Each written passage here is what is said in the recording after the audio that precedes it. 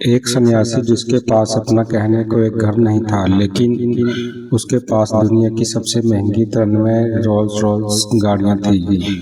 एक ऐसी car company जिसकी गाड़ी खरीदने के लिए बड़े बड़े राजा महाराजाओं को बरसों इंतजार रहता था, उसे एक अकेले सन्यासी ने घुटनों पर ला दिया था।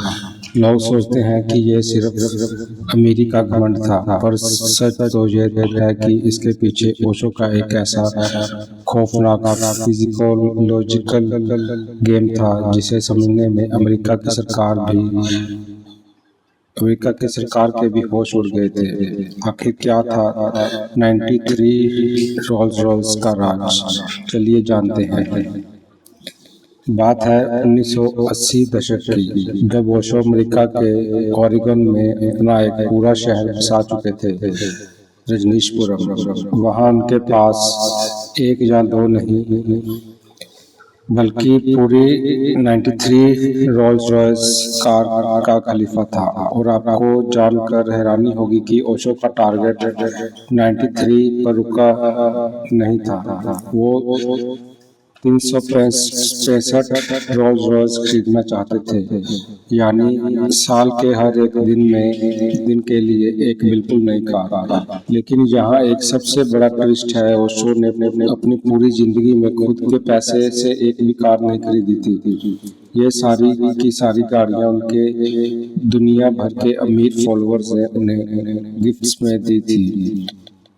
उनकी काफी गाड़ियां बुलेट प्रूफ थी और उन पर उस जमाने के हिसाब से सबसे एडवांस सिक्योरिटी फीचर्स लगाए हुए थे।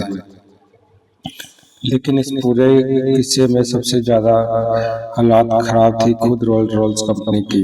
रोल्स रॉयस हमेशा से अपने आप को बहुत ही रॉयल और एलाइट ब्रांड मानती थी, जो सिर्फ बड़े बिजनेसमैन या देश के मुखियाओं के कार बेचती थी। पर जब उन्होंने देखा कि एक ध्यान सिखाने वाला गुरु उनका सबसे बड़ा कस्टमर बन गया है और उनकी कार पर रंग बिरंगे डिजाइन बनाकर घूम रहा है, तो कंपनी को डर लगने लगा कि उनका ब्रांड इमेज खराब हो रहा है।